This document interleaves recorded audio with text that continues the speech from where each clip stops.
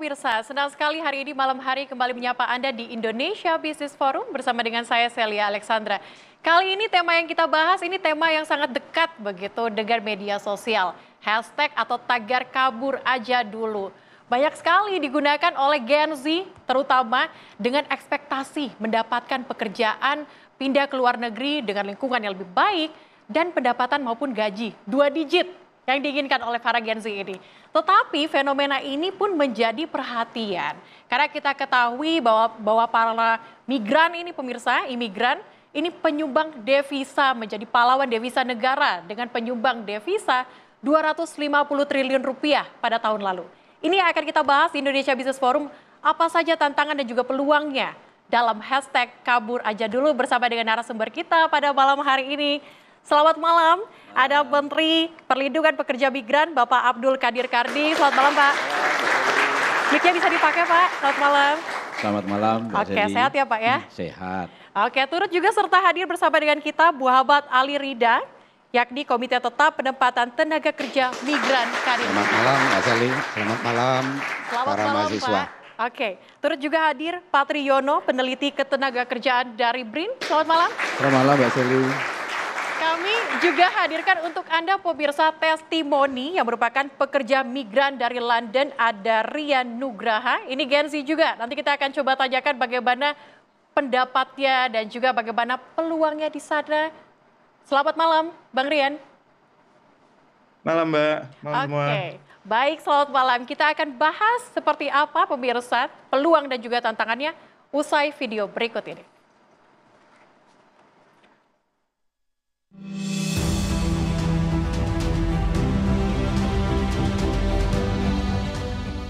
Akhir-akhir ini media sosial dan pemberitaan diramaikan dengan hashtag atau tagar kabur aja dulu.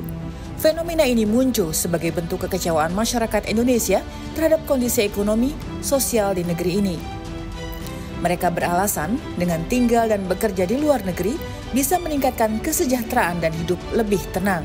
Di balik keputusan kami untuk bekerja di luar negeri, Pak, itu ada keluarga yang harus dinaikkan derajatnya, ada istri yang sedang hamil yang harus dinafkahi setiap harinya, ada juga anak yang harus dipastikan biaya pendidikannya dan juga kesehatannya terjamin. Semua itu kita lakukan supaya keluarga kita di Indonesia itu sejahtera. Penyumbang devisa negara terbesar kedua itu dari siapa, Pak? Dan kami itu sudah menyumbang devisa negara berapa ratus triliun untuk negara setiap tahunnya.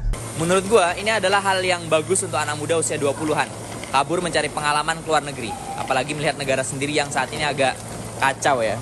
Cari kerja susah, banyak yang di PHK, kalaupun kerja gaji nggak seberapa, jangankan saving, gaji untuk bertahan hidup sebulan pun engap ya. Jadi wajar dan nggak apa-apa banget buat anak muda kabur dari Indonesia untuk mencari pengalaman dan penghidupan yang lebih baik di luar negeri. Tentunya dengan skill yang mumpuni, jangan sampai ke luar negeri malah luntang-lantung, terus jadi homeless ya, ini nggak benar juga. Ketua Dewan Ekonomi Nasional, Luhut Binsar Panjaitan meminta masyarakat tidak tergesa-gesa menilai kinerja pemerintahan Presiden Prabowo Subianto. Pemerintah telah melakukan sejumlah hal untuk menyerap tenaga kerja muda. Sebenarnya ini kan baru 100 hari. Jadi kita kita dengar semua itu saya pikir saya yang pesan. Nggak usah terus buru-buru, terus bilang puas gak puas. Kan baru 100 hari, kantornya aja tadi baru jalan. Saya pikir oke, nggak ada.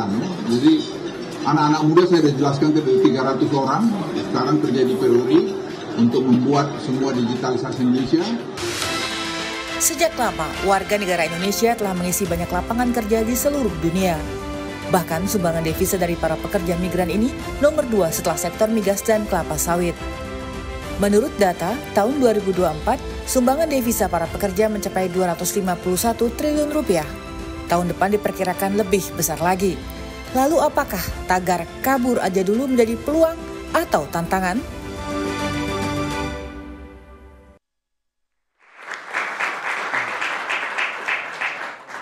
Oke, hashtag kabur aja dulu. Pak Menteri, kalau misalnya kita bahas soal hashtag kabur aja dulu, sebenarnya ini bukan hal yang baru begitu ya Pak ya. Dari dulu para imigran sudah banyak yang merantau ke luar negeri, terlihat dari devisa kita yang memang tinggi sekali di tahun lalu Pak. Tapi Anda melihatnya dengan adanya fenomena ini sebenarnya apa yang terjadi Pak? Apa yang diharapkan oleh Gen Z ini Pak?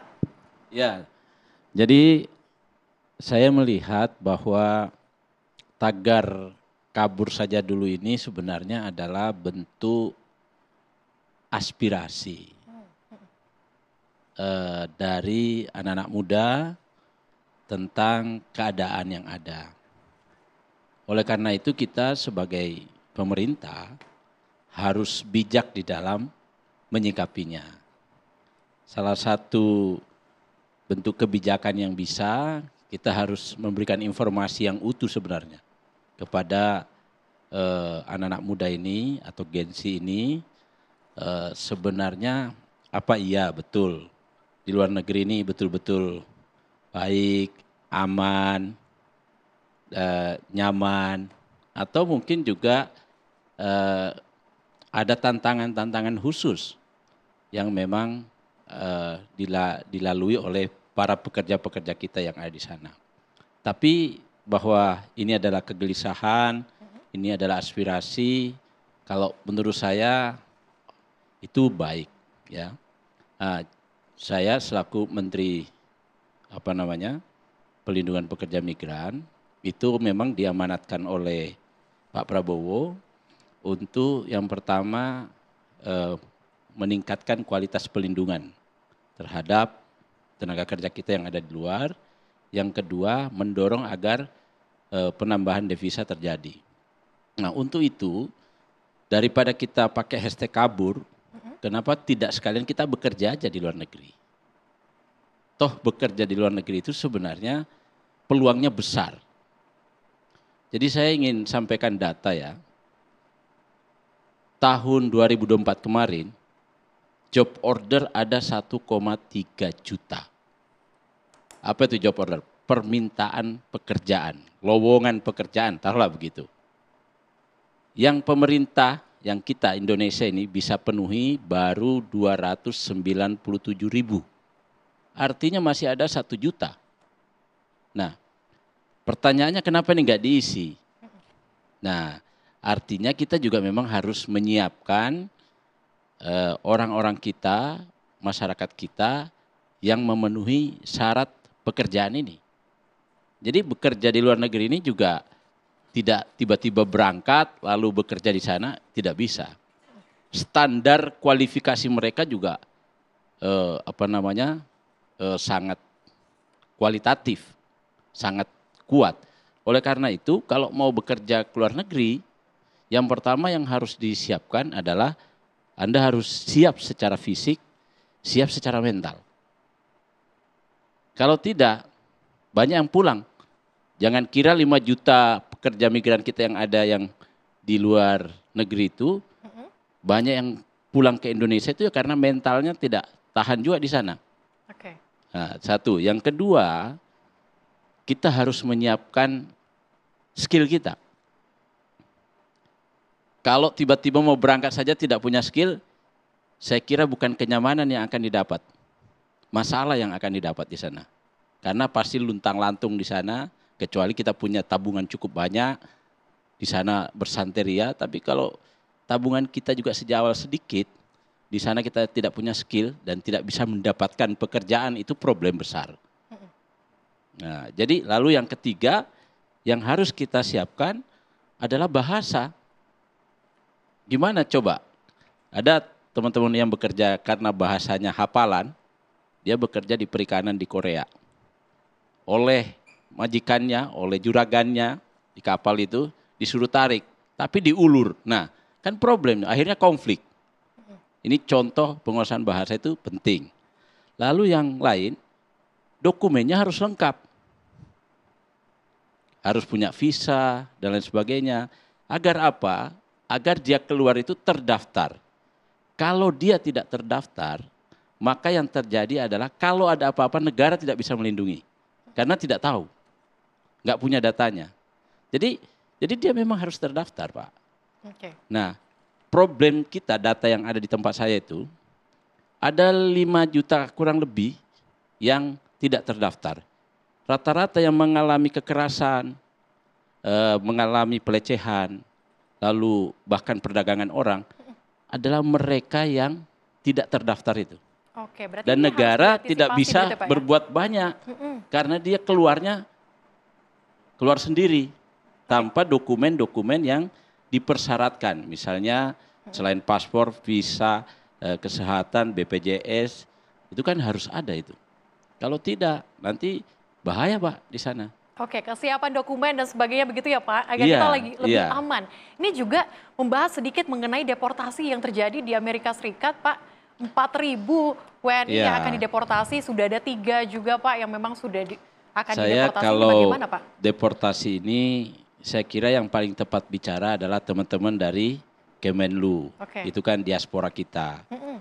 Kalau saya ingin membatasi diri, proporsi saya bicara soal pekerja migran. Oke, Tetapi nanti, kalau di antara mereka ada pekerja migran, tentu itu kami menjadi bagian dari tanggung jawab kami. oke, ini nanti akan diantisipasi begitu Pak ya, Harus agar tidak ada terjadi deportasi yang harus ada cukup tinggi mitigasi begitu. Oke. ya. Nanti kami juga masukan ini akan kami sampaikan ke Kementerian Luar Negeri untuk kita berkoordinasi. Oke Pak Karni, baik kita akan lanjutkan kembali Pak, nantinya membahas bagaimana peluang dan juga tantangan usai jeda berikut, tetaplah bersama kami di Indonesia Business Forum.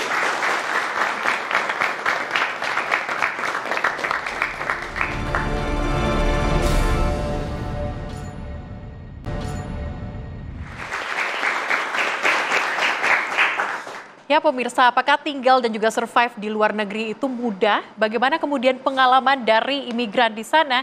Saat ini sudah bergabung bersama kami juga ada Bang Rian Nugraha, pekerja migran di London. Selamat malam, Bang Rian. Malam, halo semuanya. Oke, di sana waktu London saat ini siang ya berarti ya? Siang jam 1 sekarang. Jam 1 siang, selamat siang waktu London. Mungkin bisa diceritakan sudah berapa lama bekerja di London? Aku udah kerja di London setengah tahun, tapi aku udah nyampe London sejak 2022. Aku nyampe sini untuk master di London School of Economics. Aku ngambil ekonomi dan baru mulai kerja tahun lalu. Oke, tapi ada tantangan-tantangan tersendiri nggak untuk mencari kerja di luar negeri atau seperti apa yang Anda hadapi? Banyak banget kebetulan karena aku di London dan aku mencari kesempatannya itu di profesional sebagai ekonom. Memang sekarang sedang kurang baik kondisi ekonominya di Inggris sekalipun. Jadi bahkan pasar domestik di sini juga sedang kesulitan. Jadi kesempatan untuk bekerja juga makin kompetitif. Walaupun banyak dari berbagai belahan dunia mencari kesempatan di sini. Oke, tapi Bang Rian sesulit apa di sana? Apakah memang butuh waktu 1 bulan saja kah untuk mendapatkan pekerjaan di sana? Ataukah sama dengan teman-teman yang ada di Indonesia, butuh waktu berbulan-bulan bahkan setahun untuk mencari pekerjaan? Aku bisa bilang sama. Kebetulan aku sendiri aku mulai nyari kerja dari aku mulai S2. Jadi proses dapatnya itu setahun lebih, kurang lebih 6 bulan sejak aku wisuda. Dan itu pun mungkin ada ratusan pendaftaran yang aku daftar dan dapatnya cuma 1 pekerjaan aku sekarang. Jadi aku memang tidak mudah sayangnya. Perlu banyak belajar ulang bagaimana mengkomunikasikan diri di sini, kualifikasinya juga, bagaimana menyampaikan pendapat ataupun mendengar instruksi dan sebagainya halnya. Juga karena memang ya kami sebagai migran juga di sini butuh untuk belajar ulang, dan kami tentu nggak tahu semua hal di London kondisinya apa, jadi perlu banyak tanya, networking, tanya aja. Untungnya di London banyak orang yang ingin membantu, mengkontak orang lewat LinkedIn atau sebagainya, orang yang tidak dikenal mereka sangat-sangat mau untuk diminta bantuan sama telepon atau Zoom dan berbagai macam hal lainnya.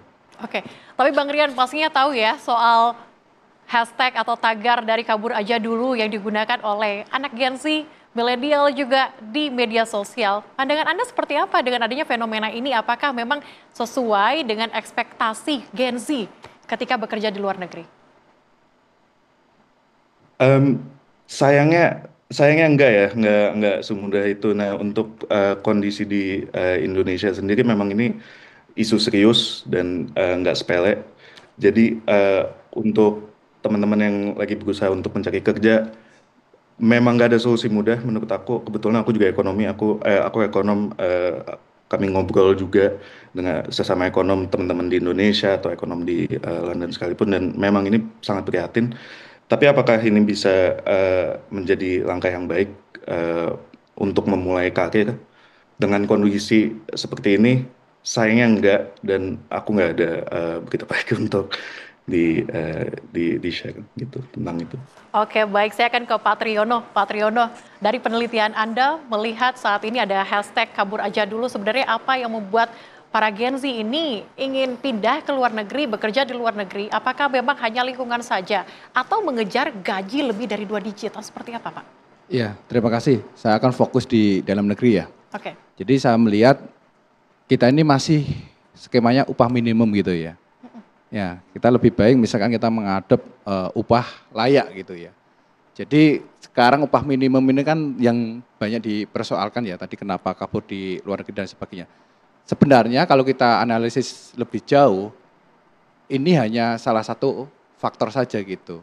Sebenarnya di dalam negeri itu pun sebenarnya ada juga yang namanya pekerjaan dengan gaji yang tinggi gitu.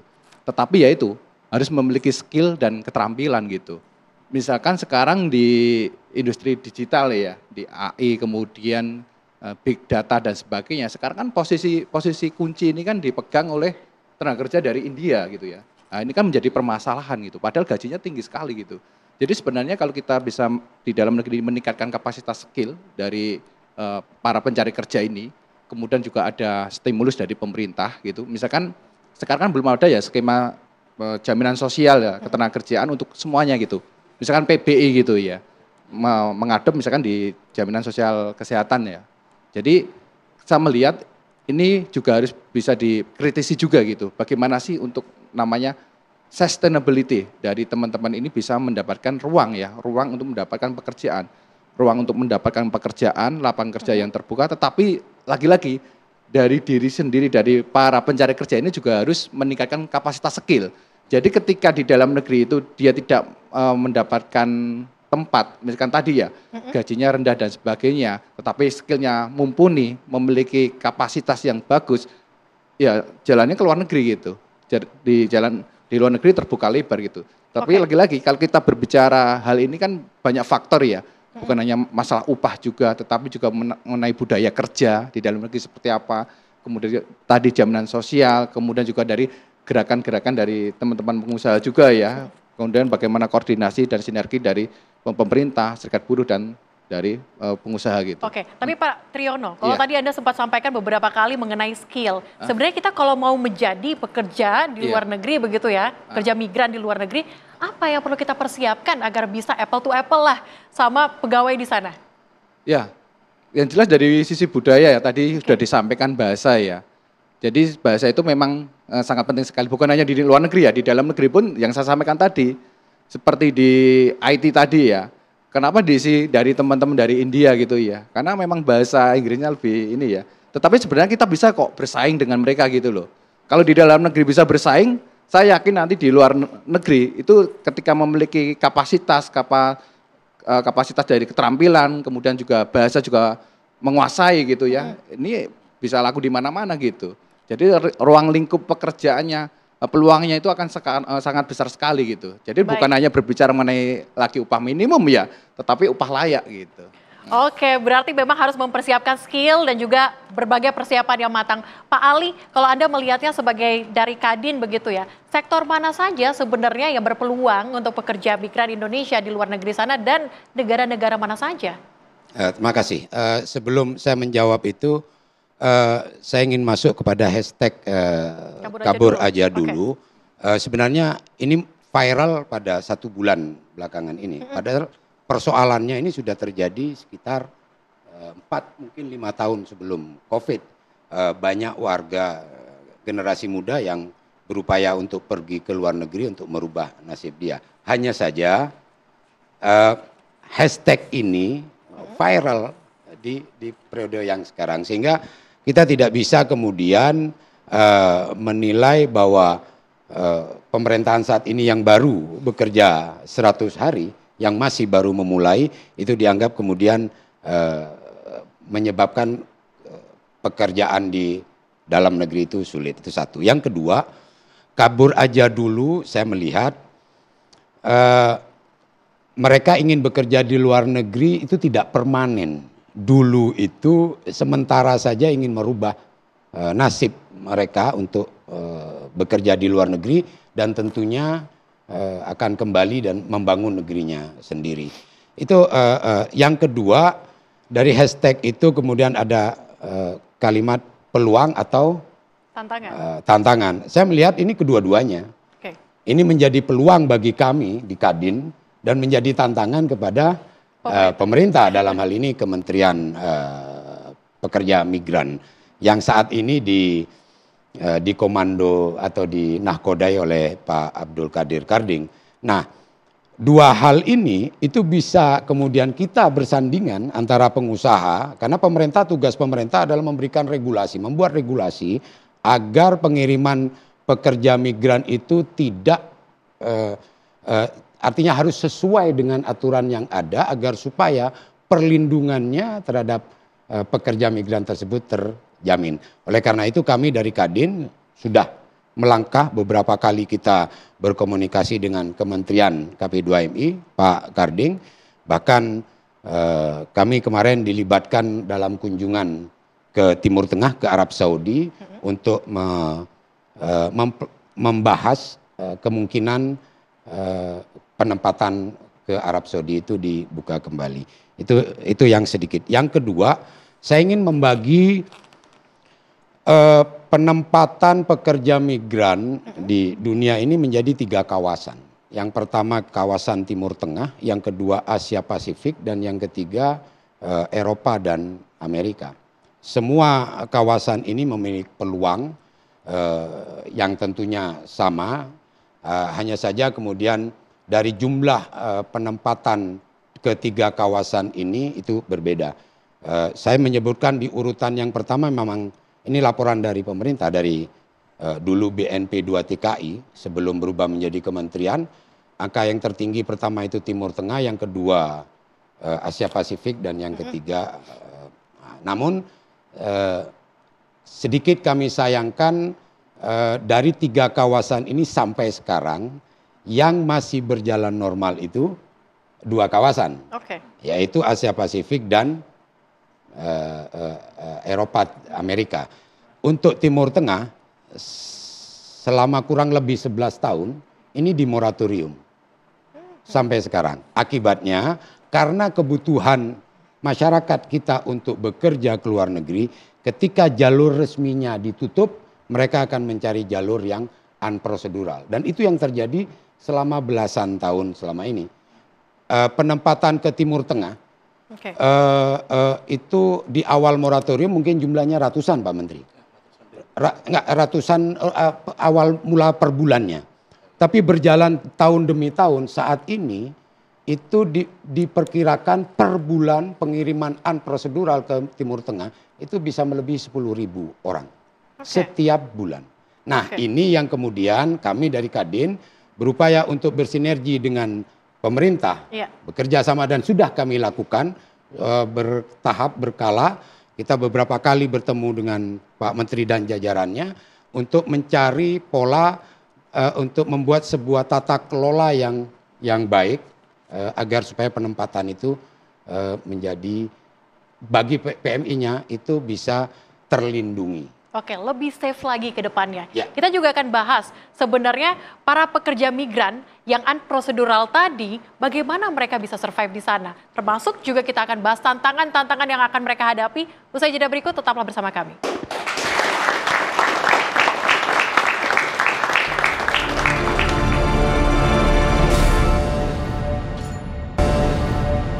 Dari dunia pekerjaan, di sana mungkin benefitnya itu beda dengan yang ada di Indonesia. Dan dari dunia pendidikan juga ada beberapa kenalan aku yang emang kuliah di luar negeri, wawasannya itu beda sama yang ada di sini. Mungkin itu balik ke individu masing-masing ya. Kalau misalnya dapat kerjaan di luar negeri sih mau-mau aja. Ya kalau aku pribadi sih setuju ya Mas ya. Karena untuk di luar negeri sendiri peluang berkarirnya itu lebih menjanjikan dan juga tidak ada batasan usia kalau di luar negeri, beda halnya dengan di Indonesia. Menurut saya sih kurang setuju ya. Kalau masih ada di lingkup-lingkup Indonesia, kenapa harus ke luar negeri? Kenapa harus di luar gitu? Kita harus ngembangin juga di Indonesia gitu. Masih banyak lingkup-lingkupan kerja yang bagus kok, yang bisa berkembang di Indonesia. Sangat berat sih untuk kayak tadi kamu bilang kabur aja dulu untuk luar negeri ya, karena aku kan kerja dan lahir di sini, jadi aku kan punya keluarga juga, jadi aku lebih baik aku di Indonesia sampai selamanya.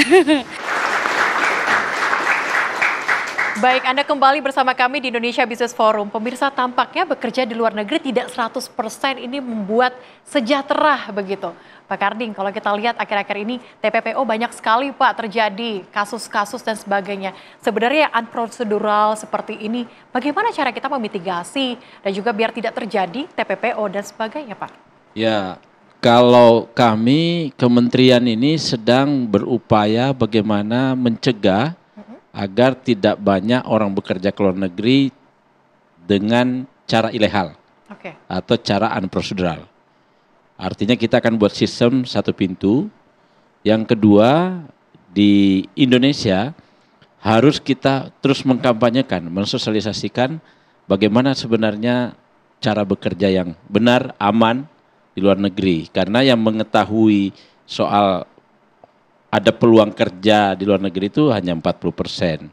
Oleh karena itu kita harus bekerja keras, berkolaborasi dengan banyak pihak untuk mengkampanyekan ini. Yang ketiga yang kita lakukan, mau tidak mau kami harus mendorong penegakan hukum terhadap calo, sindikat, atau perusahaan yang nakal. Ini harus kita tegakkan secara hukum. Kalau tidak, itu akan terus terjadi.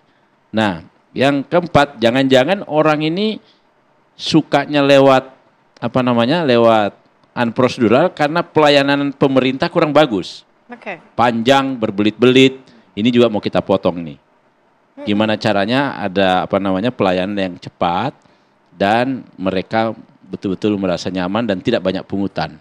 Oke, siap. Ini yang nanti kita tunggu ya Pak Karding. Tapi saya juga mau coba cek di London seperti apa Bang Rian.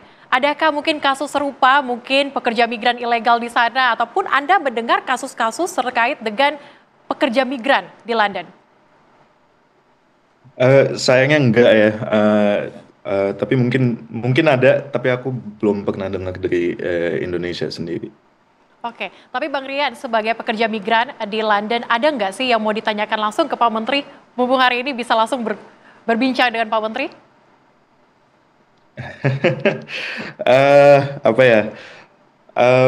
Apa sih harapan untuk menyikapi ini permintaan teman-teman Gen Z untuk bekerja di luar tuh apa sih konkretnya untuk membantu hal tersebut? Oke, Pak Menteri boleh langsung dijawab. Ya, yang pertama kita siapkan tempat pelatihan untuk teman-teman itu. Pelatihan itu bisa pelatihan skill, bisa bahasa, dan juga pengisian soal mental.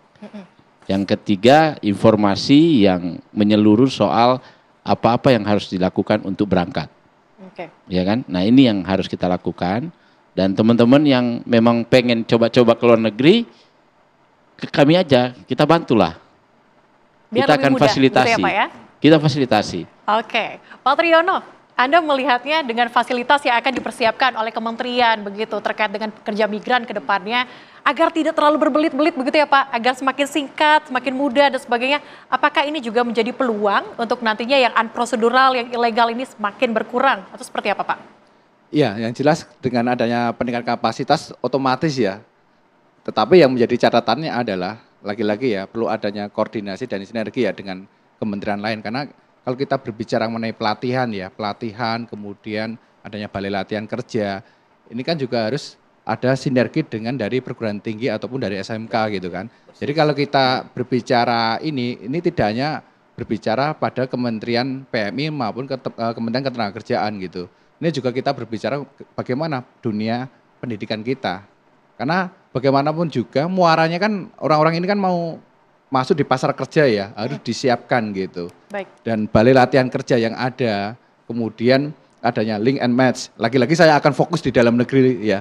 Nah, seperti Kadin ini, bagaimana Kadin juga menciptakan lapangan kerja, tetapi lagi-lagi yang mengisi ini harus memiliki kapasitas ya, kapasitas dan disiapkan gitu. Ada yang link and match. Jadi ketika ada pencari kerja, kemudian ada jabatan yang sesuai dengan kapasitas, jadi ini akan mengurangi orang-orang untuk misalkan untuk pergi ke luar negeri misalkan ya, tetapi dengan catatan tadi bagaimana upahnya, kemudian juga jaminan sosialnya juga harus dipenuhi gitu. Oke, kalau dari Kadin melihatnya sebenarnya peluang permintaan pekerja migran di luar negeri sana seperti apa, sebanyak apa? Sebenarnya peluang di luar negeri itu cukup besar sekali. Dari berbagai kawasan tadi yang saya sebutkan, saya ambil contoh misalnya Jepang, kemarin kita diskusi dengan Pak Menteri, kebutuhan perawat, nurse ataupun caregiver di Jepang itu tinggi sekali. Kebutuhan untuk caregiver tahun ini itu dibutuhkan sekitar 260.000 caregiver. Peluang itu cukup besar. Nah, hanya persoalannya, sementara di sisi yang lain di Indonesia lulusan nurse itu cukup besar. Saya membaca laporan dari Kementerian Kesehatan 2023 kalau tidak salah, itu ada sekitar hampir 695.000 nurse yang masih belum ditempatkan untuk mendapatkan pekerjaan. Nah, peluang ini sebenarnya SDM-nya sudah ada. Tapi memang di sisi yang lain ada kendala, yang ini tentu juga menjadi Kadin akan berperan juga untuk membantu. Kelemahan daripada pekerja kita, nurse misalnya, itu tadi disinggung sudah, itu nomor satu bahasa. Kemampuan dia sebagai nurse sudah cukup bagus sekali. Tetapi kelemahannya dia bahasa. Sehingga pekerja kita kesulitan bersaing dibandingkan dengan Filipina, misalnya India ataupun Bangladesh. Yang mungkin mereka karena terbiasa sehari-hari sudah menggunakan bahasa Indonesia. Nah itulah kemudian tadi di awal kami menganggap itu menyebutkan tantangan bagi kementerian, bagi pemerintah. Dan peluang itu bagi Kadin yang itu bisa nanti disinkronisasi agar kita bisa bekerja sama untuk saling mengisi. Dan kita mencari solusi bagaimana kekurangan dalam bahasa itu bisa kita tanggulangi. Oke, baik. Saya akan ke Bang Rian. Bang Rian, kalau misalnya Anda kan sudah bekerja di luar negeri, sudah bekerja di London, tantangan juga sudah Anda hadapi, ada nggak sih tips dari Anda untuk Gen Z mungkin yang saat ini nonton di TV One? Silakan. Mungkin kesannya sepele ya, tapi belajar untuk mengkomunikasi, belajar untuk mendengar, dua hal ini dulu deh. Nggak usah bikin banyak to-do list, tapi fokus ke cara menyampaikan diri, cara mendengar, cara berinteraksi dengan orang. Bahkan sekecil basa-basi dengan berbagai orang, itu hal-hal yang sangat-sangat penting. Jadi kemampuan untuk beradaptasi dalam membawa diri itu aku rasa nomor satu, di luar kualifikasi. Oke, baik. Tetapi kalau dari skill, kualifikasi dan sebagainya seperti apa Bang Rian? Apakah kita cuma fokus untuk komunikasi saja ke sana tanpa membawa skill atau seperti apa? Nah, untuk skill itu tergantung ya, karena memang permintaannya minimumnya untuk itu sangat tinggi. Aku rasa di sini semua hal tuh cukup terregulasi. Jadi misal kalau mau menjadi akuntan atau petani atau menjadi psikolog itu banyak tes yang perlu dilalui gitu ya.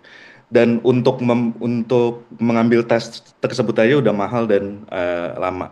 Tapi katakan untuk profesional lain, aku ekonom, memang perlu banyak pengalaman luar biasa atau memang dari sekolah-sekolah tertentu, sayangnya seperti itu. Karena memang pasar di London, terutama di London, memang sangat-sangat selektif tentang hal tersebut dan memang kompetisinya itu dari mana-mana. Oke, tapi Bang Rian pastinya berbeda ya kalau misalnya Anda yang sudah pernah berkuliah di sana dengan pekerja migran yang memang berkuliah di Indonesia kemudian bekerja di sana itu pasti ada kesenjangan yang berbeda. Bagaimana Anda melihatnya perbedaan tersebut? Iya, saya rasa itu perlu banyak kenalan ya untuk dari situ. Mungkin bisa dicoba dengan networking. Beberapa orang saya rasa. Oke, baik, Ya, Bang Rian. beberapa orang. Silakan lanjutkan. Oh iya, maaf. Beberapa orang saya memang tahu daftar dari Indonesia dan alhamdulillah dapat kerja di London. Tapi itu antara memang kenal orang seperti networking atau memang di sini karena memang ada stigma dari orang London sendiri bahwa pekerja dari luar negeri mungkin punya standar yang berbeda dengan apa yang diminta dari di London. Jadi untuk mengelabui hal tersebut memang harus kenal orang, banyak banyak ngobrol, banyak cari tahu, banyak bertanya, dan tentu dengan keberuntungan. Oke, harus mempersiapkan Memang standar tidak ada tersebut jalan begitu yang ya. Kita akan lanjutkan usai jeda berikut, tetaplah bersama kami di Indonesia Business Forum.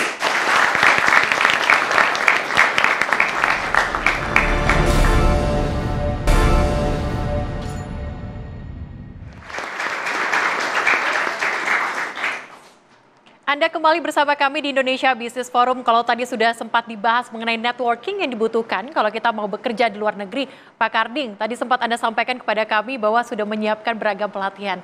Tapi yang menarik Pak, apakah juga pelatihan yang dipersiapkan ini sesuai dengan kebutuhan anak muda saat ini atau seperti apa Pak? Ini yang harus saya jelaskan ya. Oke. Jadi orang yang keluar bekerja dari Indonesia, itu sudah ada kontrak kerja duluan. Kontrak kerja ini dari mana? Dari permintaan perusahaan ke kita. Dan apa jabatan kerjanya? Macam-macam. Mulai dari pilot, manajer, sampai tambang, nuklir, engineering, sampai pada hospitality, ya, hotel, restoran, pariwisata, sampai pada asisten rumah tangga, perawat. Ada sekitar 1000-an sampai 2000 jabatan kerja yang disediakan. Nah, itu jabatan kerja itu nanti kita linkkan dengan pelatihan-pelatihan yang ada dalam negeri. Baik yang ada di badan dan kementerian maupun yang swasta. Swasta misalnya Kadin kita minta investasi di pelatihan kemarin. Nah, dari sini nanti kita kirim sesuai dengan, kita buatkan silabus sesuai dengan kebutuhan kerja di sini. Permintaan kerja sang pemberi kerja nih. Kita buatkan kurikulum, gurunya, kemudian sertifikasinya juga sekalian. Kalau di Indonesia tidak ada, maka kita tarik ini MRA namanya, Mutual Recognition Agreement. Kita tarik ke Indonesia supaya pelayanannya lebih dekat. Jadi jangan dianggap kita menempatkan orang itu hanya asisten rumah tangga. Jangan salah paham. Banyak pilot, ini besok kita mau berangkatkan pramugari. Lalu kita mau berangkatkan lagi ahli-ahli engineering. Ini banyak. Oke. Bahkan ada permintaan dokter juga banyak. Oke, rupanya banyak sekali begitu ya peluang iya. pekerja di luar negeri. Dan juga Pak Ali, kalau Anda melihatnya ini kan penyumbang devisa negara yang cukup besar. Dengan adanya pelatihan yang dipersiapkan oleh kementerian, apakah ini juga akan mendorong lebih tingginya devisa negara nantinya? Sudah pasti, artinya peluang pekerjaan di luar negeri itu cukup besar. Tentu kita akan melatih orang-orang yang ada di sini dengan peningkatan kualitas pelatihan. Nanti kita Kadin juga akan concern di bidang itu. Kita juga berencana untuk membangun satu lembaga pelatihan yang juga berstandar, sertifikasinya berstandar internasional, sehingga kesiapan orang-orang yang sudah dilatih itu disiap dan mampu untuk bekerja di negara yang dituju. Sehingga kita mengirimkan itu pekerja-pekerja migran yang punya kemampuan skill dan bisa diterima di negara tersebut. Apa kemudian saran Kadin dan juga harapan Kadin ke depannya? Pertama mungkin terkait dengan maraknya tagar kabur aja dulu. Tadi Pak Menteri sudah menyampaikan, nggak usah kabur, datang kemari ke kementerian, ya disiapkan pekerjaannya sesuai dengan skillnya masing-masing, sehingga akan dipastikan ketika dia datang ke tempat yang tepat, dia berangkat dengan cara yang legal, maka jaminan perlindungannya pasti akan jauh lebih baik. Oke, baik. Oke, pertanyaan terakhir saya mau tanya ke Bang Rian. Bang Rian, saat ini sudah cukup lama begitu, hampir setahun lebih mungkin berada di London. Kemudian apakah ingin kembali lagi ke Indonesia, bekerja di Indonesia atau seperti apa? Mau banget. Tapi emang tujuan aku jangka panjang, aku mau belajar dulu jadi profesional di sini. Aku mau jadi ekonom. Mungkin bertahun-tahun kerja, sekolah, tapi suatu saat aku mau balik. Aku mau banget balik. Berarti concernnya adalah pengembangan diri dulu, kemudian balik ke Indonesia untuk bekerja di Indonesia, begitu? Betul, betul. Oke, dalam waktu dekat berarti belum balik. Pak Kardi, mungkin closing statement-nya terkait dengan ini, Pak. Singkat saja. Ya, jadi teman-teman boleh aja keluar negeri, tapi satu harus dokumennya lengkap. Oke.